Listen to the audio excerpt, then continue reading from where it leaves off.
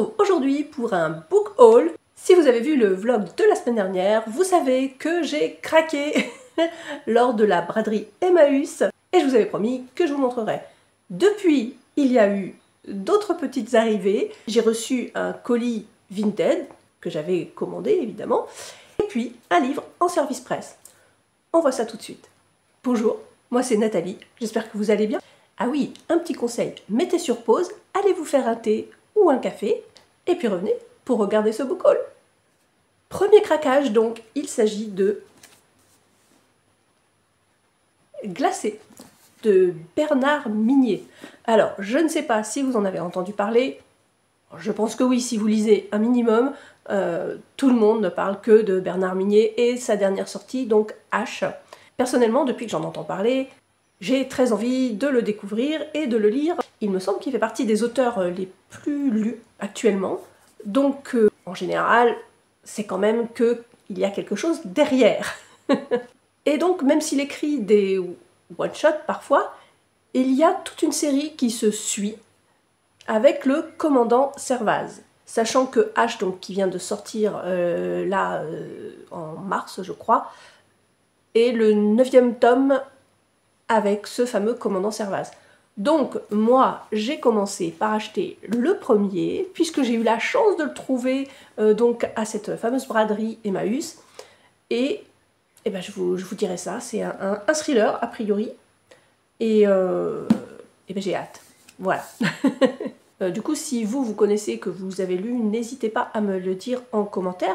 Et puis, dites-moi si vous m'en conseillez d'autres. Je vais vous lire rapidement la 4e de couverture pour ce livre-là. Donc, dans une vallée encaissée des Pyrénées, au petit matin d'une journée glaciale de décembre, les ouvriers d'une centrale hydroélectrique découvrent le corps sans tête d'un cheval accroché à la falaise. Ce même jour, une jeune psychologue prend son premier poste dans le centre psychiatrique de haute sécurité qui surplombe la vallée. Le commandant Servaz, flic hypocondriaque et intuitif, se voit confier l'enquête la plus étrange de toute son enquête. Bon, eh bien, je crois que je me réserve un bon moment. Passons au deuxième. Il s'agit de Le sang du temps. Alors peut-être ne le savez-vous pas. D'ailleurs, je pense que si vous n'êtes pas sur Instagram, vous ne pouvez pas le savoir vu que je n'en ai pas vraiment parlé encore. Sur Instagram, j'ai créé un canal dédié à la lecture et j'ai proposé une lecture commune. Bon, au final, je suis toute seule à lire ce livre puisque la plupart l'ont déjà lu, mais j'avais fait un sondage et il s'avère que Maxime Chatham était l'auteur qui ressortait le plus souvent.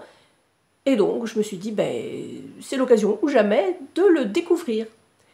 Et donc je me suis arrêtée sur ce livre-là parce que déjà il y a 2 temporalités, je pense que vous savez à quel point j'aime cette façon d'écrire, enfin ce style littéraire on va dire, parce que quelque part c'est un style.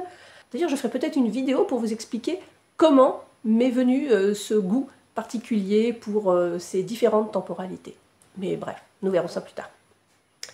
Donc là, nous sommes sur 2 temporalités, donc je vous le disais. D'un côté, nous sommes Paris 2005, et de l'autre côté, en 1928, au Caire. Je vais vous lire la 4e. Hein. Paris 2005. Détentrice d'un secret d'État, menacée de mort, Marion doit fuir au plus vite. Prise en charge par la DST, elle est conduite en secret au Mont-Saint-Michel. Alors pareil, là, vous le savez, si vous me suivez par ailleurs, que j'ai une affection toute particulière pour le Mont-Saint-Michel, puisque j'y suis allée plusieurs fois, je ne vais pas dire que je le connais par cœur, mais presque, ce qui fait que, en fait, cette lecture, puisque oui, j'ai commencé, eh bien, quand il fait référence à certains endroits, à certaines rues, je vois tellement où c'est que je me plonge d'autant plus dans cette lecture. C'est vraiment c'est particulier quand on connaît bien un lieu. En fait, on suit vraiment, je suis vraiment dans les pas, si je puis dire, de Marion, donc l'héroïne. C'était l'autre aspect qui a fait que ce livre m'intéressait plus que les autres encore. De l'autre côté, donc, nous sommes donc au Caire en 1928. Le détective Matheson consigne dans son journal les détails d'une enquête particulièrement sordide. Des cadavres d'enfants atrocement mutilés sont retrouvés dans les faubourgs du Caire. Rapidement, la rumeur se propage. Une goule, créature démoniaque, serait à l'origine de ces meurtres. Mais Matheson refuse de croire à la piste surnaturelle. À première vue, rien de commun entre ces deux époques. Et pourtant, la vérité se cache dans ces pages. Saurez-vous la retrouver? Bon, alors là, moi, pour l'instant, j'en suis à peu près à la moitié. Pas tout à fait, mais presque. Et j'avoue que j'aime beaucoup déjà, donc, mais je vous en dirai plus une fois terminé, évidemment, je le chroniquerai. Autre livre, autre auteur, rien à voir. Armistead Maupin, Une voix dans la nuit. Je ne sais pas si vous connaissez cet auteur, moi je l'avais déjà lu dans les Chroniques de San Francisco et j'avais adoré. Mais ça remonte vraiment à plusieurs années et c'est vrai que depuis, en fait, je n'ai jamais relu cet auteur. Mais du coup, là, en trouvant ce livre, je me suis dit, ce sera l'occasion. Alors c'est un beau pavé. Oh, quoique non. Non, il y a 430 pages à peu près, ça va. J'avais beaucoup aimé son écriture, donc à voir si ça se confirme avec celui-là. Je vais passer sur la 4e de couverture, je ne vais pas lire tous les résumés de tous les livres. Nous verrons au fur et à mesure de mes lectures, quand je ferai les chroniques, ce sera plus simple. Ah oui, pareil, si vous connaissez, n'hésitez pas à me dire ce que vous en avez pensé. Ensuite, j'étais super contente parce que j'ai retrouvé une auteure que j'aime particulièrement. J'avais lu Le lit d'Aliénor, j'ai lu plusieurs livres d'elle et j'aime beaucoup son écriture qui part souvent, en tout cas les livres que j'ai lus, partent souvent de faits historiques réels, mais jette un petit soupçon de magie dans ces lectures et j'aime beaucoup, beaucoup, beaucoup. Alors le premier c'est Aliénor, Le règne des lions. Alors, pas de chance, c'est un premier tome et du coup, je n'ai pas trouvé le deuxième. Mais bon, lorsque j'aurai envie de le lire, je pense que j'irai chercher la suite. Donc là, comme vous vous en doutez, nous sommes en compagnie d'Aliénor, qui fait son entrée à la cour d'Henri Plantagenet, son nouvel époux, et bien évidemment, tout le pays tombe sous son charme. Je vois dans la 4e de couverture, effectivement, un petit peu plus bas, que c'est 10 ans après nous avoir conquis dans le lit d'Aliénor, la duchesse d'Aquitaine revient toujours aussi ensorcelante. Et voilà, c'est ça, c'est le lit d'Aliénor que j'ai lu, et ensuite les Louves. Alors quand je reparlerai de cette lecture, je vous montrerai en fait les autres livres que j'ai d'elle. Je pense qu'à ce moment-là, je ferai une vidéo dédiée à Mireille Calmel, parce que vraiment, ça fait longtemps que je ne l'ai pas lu, mais vraiment j'aime beaucoup, beaucoup son écriture. Alors du coup, pour le deuxième, donc d'écume et de sang, là pour le coup il s'agit d'un one-shot. Et à nouveau, Mireille Calmel nous emmène dans les secrets de l'histoire. Pour celui-ci, je vais vous lire la 4e de couverture également, histoire de vous donner une idée de son écriture. Je n'avais pas le droit de l'aimer. Pourtant, il nous a suffi d'un seul regard échangé pour que nous sachions que nous étions l'un à l'autre et que nous le resterions jusqu'à notre dernier souffle. Pas un instant je n'ai cessé de penser à lui, d'être à lui. Alors, quand le roi de France me l'a arraché en toute injustice, tout cet amour immense et perdu s'est transformé en haine. Et cette soif de vengeance a fait de moi l'impitoyable que l'histoire a retenu sous le nom de la tigresse bretonne. Pour que ma vérité s'entende, voici ma confession, sans espoir de pardon et sans regret. Jeanne de Belleville, dame de Clisson et de Montaigu. 25 avril 1359. Le Parisien Week-end disait de ce livre « Mireille Calmel se glisse avec fureur dans la peau de la tigresse bretonne. Accrochez-vous au bastingage !» Le Point de Vue, lui, disait « Au cœur de la guerre de 100 ans, entre intrigues géopolitiques et remous sanguinolents de la grande histoire, Mireille Calmel dresse le portrait d'une héroïne exceptionnelle, mère, amante guerrière à terre et en mer. Haletant. Eh bien, j'ai hâte de le lire également. De toute façon, je commencerai forcément par lui, puisque c'est un one-shot, donc ce sera plus simple. Et du coup, comme je le disais, je vous ferai une chronique et peut-être une vidéo dédiée. Alors pour le coup, est-ce que ce sera à ce moment-là ou avec l'autre livre? Je ne sais pas. En tout cas, voici pour ce qui est de Mireille Calmel. Vous vous souvenez peut-être qu'il y a quelques mois, j'ai lu plusieurs livres de Michel Bussy. Je devais les chroniquer, je n'ai pas encore eu le temps, mais ça va venir. Parce que je pense que je vais de plus en plus en fait, orienter cette chaîne vers la lecture. Vous l'aurez compris, je pense, depuis un certain temps. Donc lecture, bullet journal, et puis les vlogs de temps en temps. Mais clairement ici, j'ai envie de parler de mes deux passions autres que le tourisme. Et finalement, cette chaîne, j'ai envie de la dédier à ces deux passions-là. Le tourisme sera toujours un petit peu présent, mais beaucoup moins que sur mes autres réseaux. Le blog notamment qui est entièrement dédié à ça, et puis Instagram sur le feed. Mais pareil, je pense que certaines choses vont changer d'ici quelques temps. Vous l'aurez compris, si j'ai créé un canal dédié à la lecture, c'est qu'à un moment donné, je vais aussi en parler sur le feed. Toutefois, ce sera quand même très léger, parce que je veux garder quand même Instagram pour mettre en avant les régions, les bonnes adresses, voilà.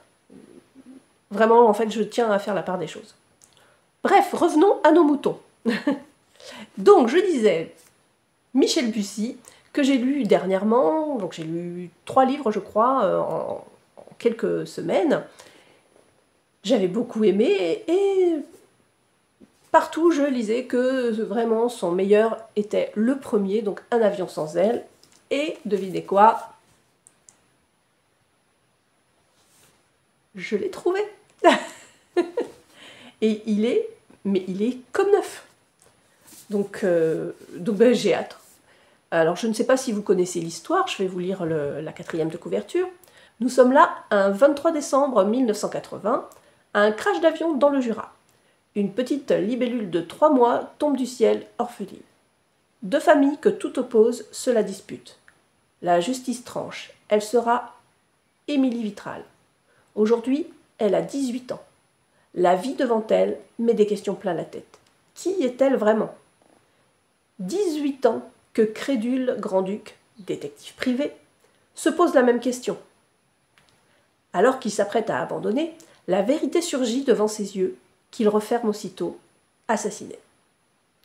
Il ne reste plus qu'un vieux carnet de notes, des souvenirs, et Marc, son frère, pour découvrir la vérité. Bon, je pense que je me réserve encore quelques bonnes journées de lecture, sachant que là, on est à presque 600 pages, ça commence à être intéressant. Mais bon, vous savez que moi, j'aime beaucoup, de toute façon, c'est pas un problème.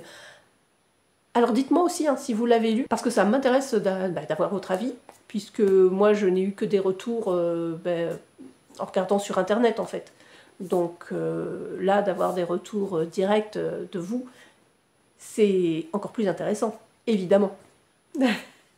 Passons au dernier livre que j'ai donc trouvé chez Emmaüs. Il s'agit de Harlan Coben, Faute de preuves. Bon, pareil, pas tellement de surprises, hein. Vous savez que j'aime Harlan Coben, bien que je ne me souviens plus si j'ai déjà chroniqué mes lectures le concernant. Il faudrait que je vérifie, en fait. Mais bon, Harlan Coben, on sait tous, plus ou moins, voilà, qu'il s'agit de polar, et moi, j'adore. Après, bon, voilà, je ne lis pas que de ça, hein, vous le savez, mais c'est vrai que c'est quand même ce qui ressort le plus souvent ces derniers temps. Et là, Harlan Coben, donc je n'ai pas résisté. Là, nous sommes avec Wendy Tynes, qui traque les prédateurs sexuels. Elle n'est pas flic, elle présente un show télé. C'est une journaliste féroce au service d'une mécanique impitoyable. Faire tomber en direct ceux qui croyaient échapper à la justice. Sa prochaine cible, Dan Mercer.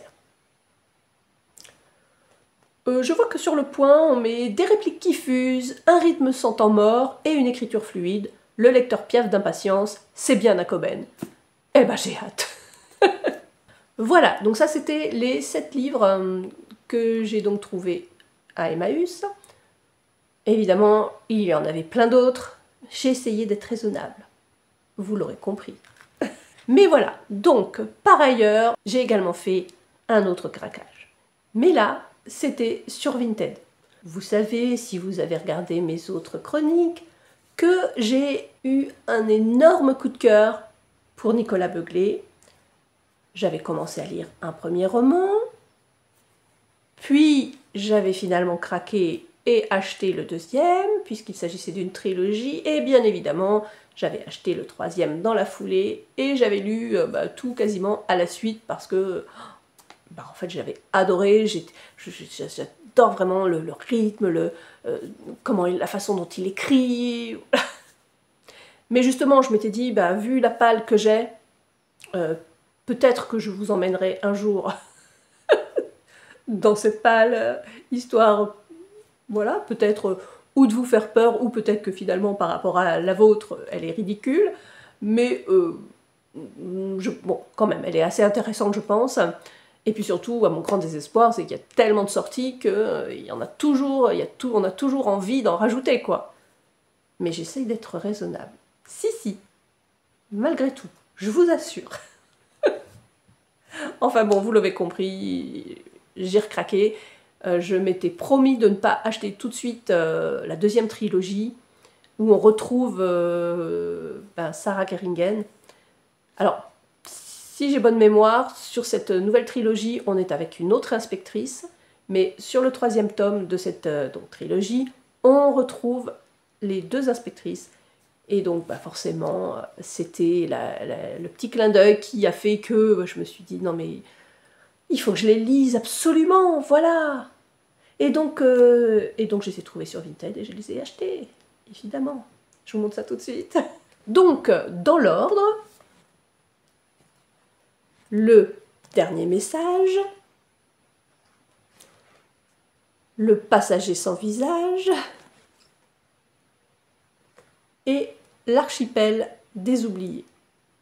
Je ne vais pas vous en parler davantage parce que je vais d'abord les lire, puisque je n'ai pas envie de me spoiler moi-même.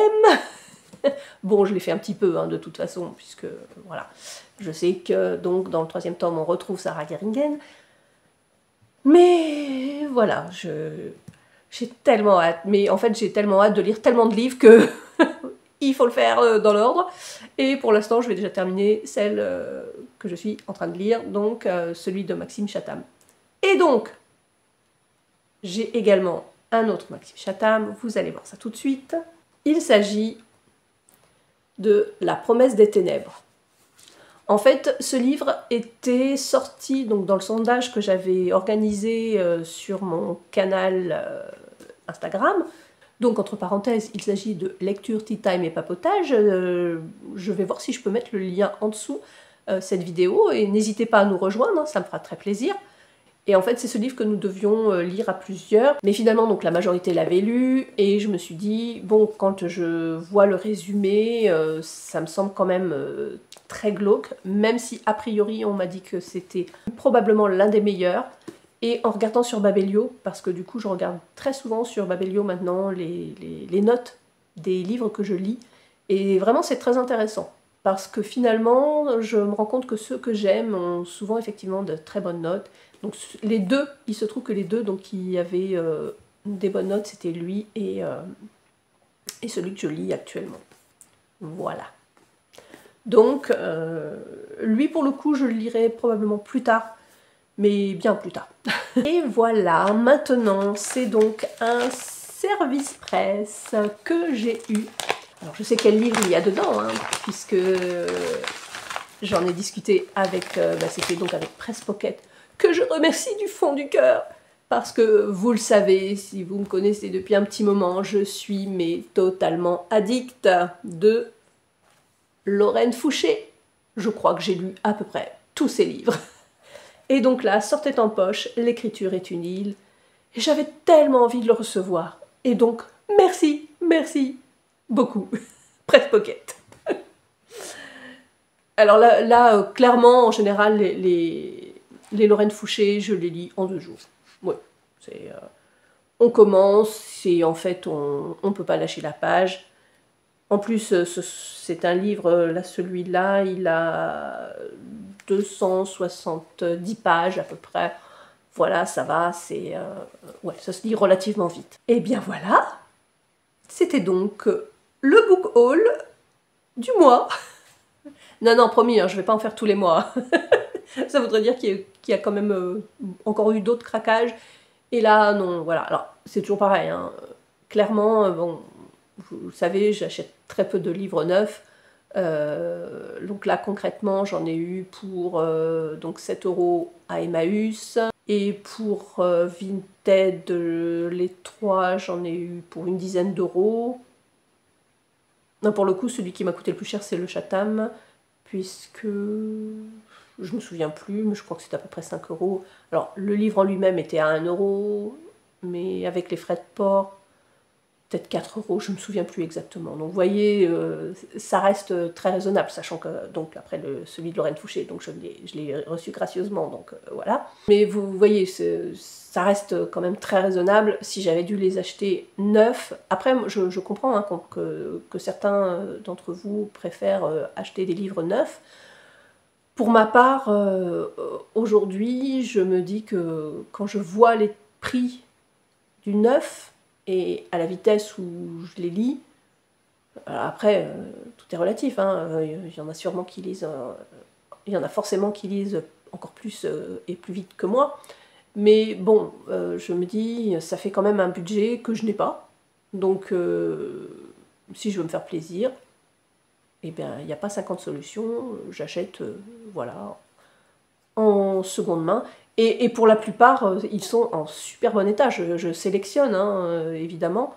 Il est arrivé parfois que j'ai des surprises. Hein. Je ne sais pas si vous vous souvenez de ma première chronique, puisqu'en fait, c'est ce qui avait un petit peu déclenché cette envie de chroniquer. C'était Petites embrouilles, je ne sais plus, déjà. C'était un livre que j'avais... Alors pour le coup, je ne l'avais peut-être pas acheté. Je crois que je l'avais vu dans une boîte à livres, parce que ça m'arrive aussi. Bon, là, il n'y en a pas, mais bon, moi, personnellement, j'en mets également, puisque ben, il y a quelque temps, j'ai trié ma bibliothèque, j'en avais trop, et du coup, j'en ai donné pas mal, donc à la recyclerie où je vais régulièrement, et j'en ai mis aussi dans la boîte à livres, et donc, comme je vous le disais, il m'arrive d'en prendre également, mais cette fois-là, je n'avais pas fait attention et je n'avais pas la fin. Il me manquait 10 pages, je crois. Et j'avais été obligée de le racheter. Donc du coup, là oui, ça m'a un petit peu agacée, mais voilà, en règle générale, je n'ai aucun souci avec les livres d'occasion. Donc voilà, alors dites-moi, est-ce que vous connaissez certains des auteurs que je vous ai présentés? Est-ce que vous en avez lu? Est-ce que vous avez aimé? Et puis, est-ce que vous me conseilleriez d'autres lectures de ces auteurs? Merci beaucoup d'avance. Bien, cette fois-ci, cette vidéo est terminée. Je vous remercie d'avoir arrêté jusqu'au bout. N'hésitez pas à mettre un petit pouce bleu, ça me fait plaisir. Et puis, ben, ça chatouille les algorithmes, ça m'aide à remonter un petit peu pour faire connaître ma petite chaîne. Et puis, donc, merci beaucoup, encore. N'hésitez pas à vous abonner si ce n'est pas encore fait. Et puis, ben, on se retrouve en commentaire. Je vous fais des gros bisous et je vous dis à la semaine prochaine.